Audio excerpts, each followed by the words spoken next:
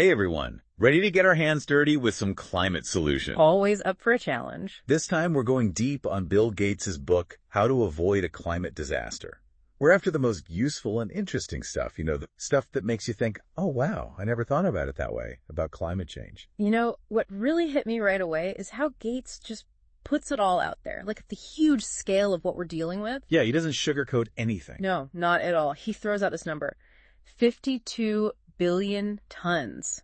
That's how much greenhouse gas we pump out every year. 52 billion. It's like, how can you even imagine that? It's mind-boggling. Totally. And to stop a climate disaster, Gates says we have to get that down to zero, like absolutely zero emissions. Which is why it's not just some local thing, right? It's a global challenge. It connects us all. The stuff we do, the solutions we try in one place, it all has ripple effects everywhere. It's true. It's like, imagine trying to change a whole city's energy, making it totally renewable. That would be huge. Now imagine doing that for the whole planet.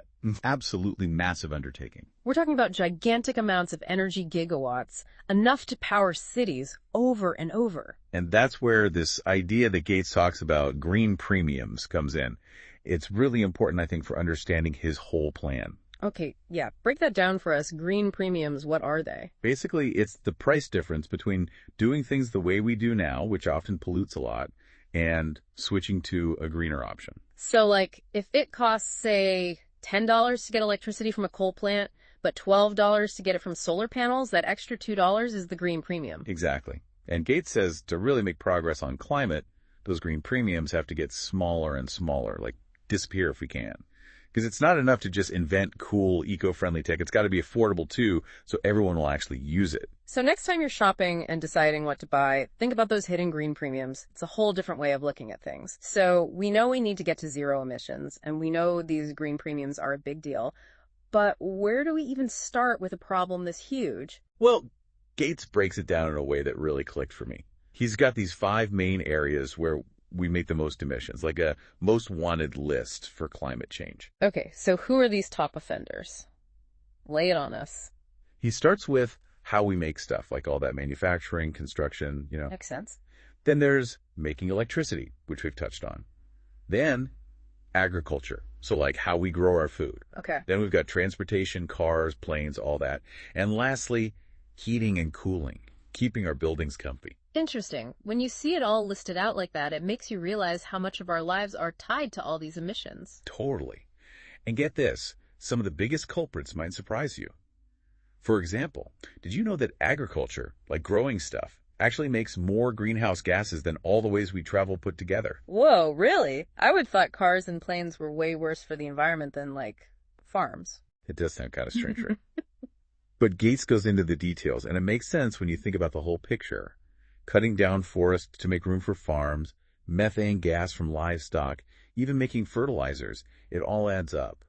And what makes agriculture tricky is we can't just, electrify our way out of it as easily as we can with cars or power plants. So it's a way tougher problem to solve, not as simple as just trading your gas guzzler for an electric car. Exactly. And this is something you see over and over again when you look at climate solutions. It's not about finding one magic fix. It's about looking at these problems from all sides and finding different ways to tackle them. And speaking of tackling problems, one thing I really liked in the book is how much Gates wants to make sure these solutions work for everyone, especially developing countries. Absolutely. He's really clear about that. Gates says we can't just focus on what works for richer countries. The people who feel climate change the worst are often the ones who did the least to cause it.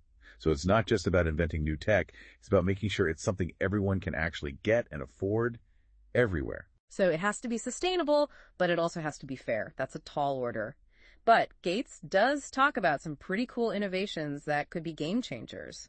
He seems really into plant-based meat and dairy, as a way to make agriculture less harsh on the planet. Right. He really digs into why the way we make meat now is so tough on the environment.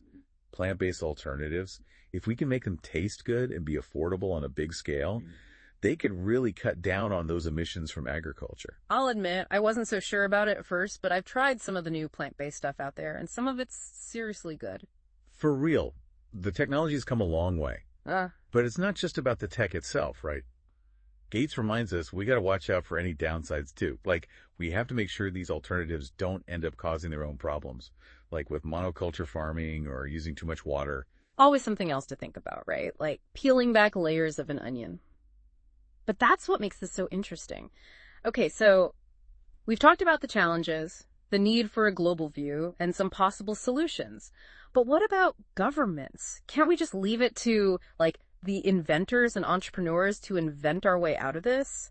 Yeah, it's tempting to think that, like, someone will just invent some gadget and boom, climate change is solved. But it's got to be more than that, right? You're absolutely right. And this is where Gates' ideas about, the government's role, it all comes in. He's like, we need governments to step up, set the stage, not just wait for some company or inventor to fix it. So it's not like either technology saves us or the government fixes it, right? Exactly. He compares it to like a stool with 3 legs. Mm-hmm. You need tech, the market doing its thing, and government policies all working together to really make a difference. Okay, that makes sense. So what does that look like? I mean, what kind of policies is he talking about? One big thing he pushes for is way more money going into researching and developing clean energy. Like, governments need to really invest in those big breakthroughs that could change everything. Right, like investing in a cleaner future, not just cleaning up the messes from before. Exactly. And he talks a lot about carbon pricing, basically making companies pay for the pollution they make. Oh, interesting. So if a company pollutes a lot, they get hit with a tax or a fee, and that makes them want to find cleaner ways to do business. You got it. It's about making the polluter pay, which then pushes everyone to innovate and makes the whole market shift towards better choices. Makes sense. But with all this talk about big solutions, what about us regular folks? What can we actually do about this in our own lives? Gates is big on us being informed citizens and pushing for those climate-smart policies we talked about. He even says, call up your elected officials, let them know you care about this stuff and want to see action. So it's not just about, feeling powerless. Our voices actually matter. Totally. It's about connecting what we do every day with those bigger changes that need to happen. And even beyond politics, Gates wants us to be smarter consumers. We should think about the impact our choices have every day. Like what kind of electricity we use, the food we buy, the cars we drive, all that. Exactly. Like going for energy-efficient appliances, trying out plant-based meals, thinking about electric vehicles. It all adds up. Reading his book really got me thinking about my own choices. Like, I mentioned trying those plant-based burgers, and honestly, some of them are really good. It makes you realize it's not always that hard to make small changes that could add up to something big. That's what it's all about. It's not about being perfect. It's about being aware and taking steps, moving towards a better future. Well said. So, to wrap things up, it's obvious that dealing with climate change is huge EE, but Gates's book does give us some hope, some direction. It helps us get a handle on how complex it is and shows us ways we can start making a difference, both on our own and together. And maybe the biggest takeaway here is that we all have a part to play. Whether it's how we vote, what we choose to buy, or even just being open to new tech and new ideas, we can all help build a future that's better for the planet. Absolutely.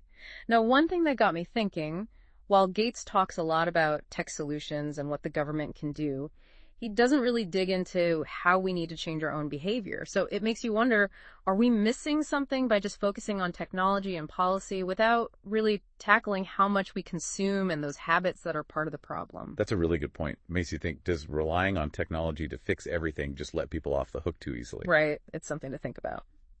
Well, that's all the time we have for today's deep dive. Until next time, stay curious.